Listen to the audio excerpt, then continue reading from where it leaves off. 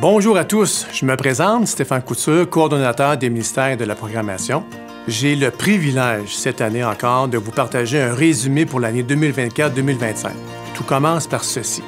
Que ce livre de la loi ne s'éloigne pas de toi. Médite-le jour et nuit pour agir avec fidélité, conformément à tout ce qui est écrit. Car c'est alors que tu auras du succès dans tes projets, c'est alors que tu réussiras. C'est un verset qui semble être bien connu de la plupart d'entre vous. Donc, avec ce verset comme thème pour l'année 2024, il était assez clair que nous voulions que cette parole vivante de Dieu demeure au centre de la mission du Camp des Bouleaux pour une 59e année. Le rôle de coordonnateur, pour moi, se définit davantage avec une deuxième année derrière la cravate, même si j'ai pas beaucoup d'occasions d'en porter comme vous le voyez. Vous serez témoin comme moi d'entendre l'arrière-scène du plan merveilleux par lequel Dieu nous a fait grandir au cours de l'année 2024. Une année incroyable, colossale, avec une programmation remplie au bouchon. Concernant les équipes de direction, puisque notre deuxième camp d'enfants était la dernière étape à franchir pour retrouver notre programmation estivale habituelle, une recherche assez intensive a été essentielle pour bâtir une équipe de direction et de bénévoles. Donc, Marie-Gélina fut libérée de son rôle de Master Staff pour entreprendre celui de directrice et une petite équipe de 8 comme soutien et une poignée de moniteurs pour prendre soin des nombreux enfants qui étaient présents. Un deuxième été pour Alexandre Lozuquin et Martine Desjardins nous ont mis en confiance avec leur camp d'ados et leur camp d'enfants 2. Je pourrais vous partager aussi de Stéphanie, Jean-François, Jean et Huguette, Karen et Patrick, Richard et Lucie comme valeurs sûres à la direction, assuraient des moments assez mémorables pour les familles et les couples qui étaient présents. En ce qui a trait aux campeurs maintenant. Attention, ils arrivent, des véhicules qui débordaient de bagages et d'enfants, parfois des remorques et, pour certains, 2 véhicules qui étaient nécessaires afin de maximiser leur expérience de vacances annuelles.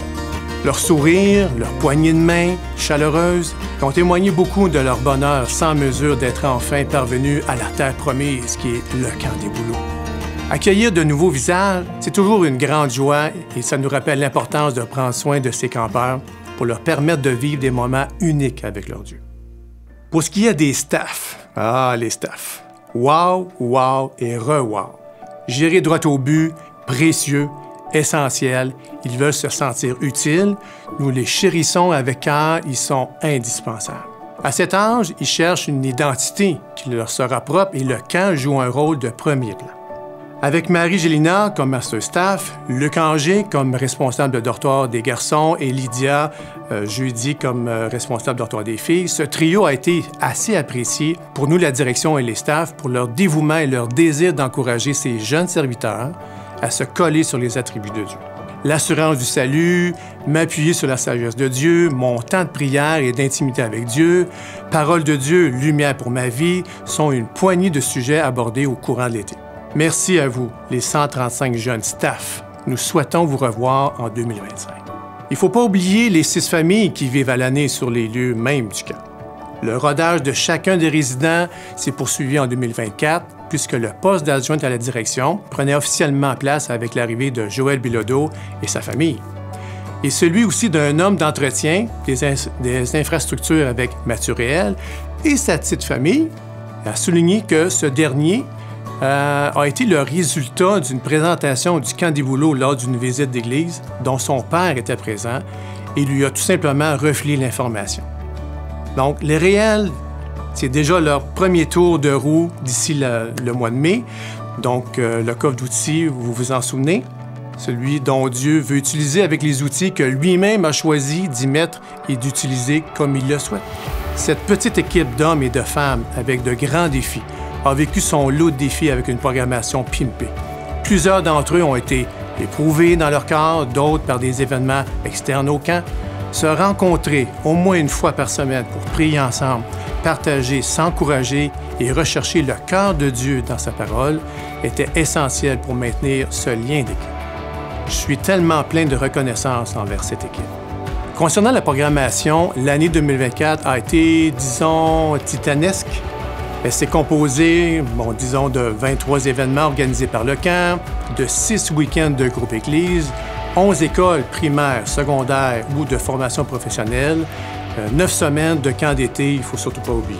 Les défis 2024 maintenant. Donc, 3 défis se présentaient à nous. Premier défi, réintégrer le 2e camp d'enfants avec 93 inscriptions.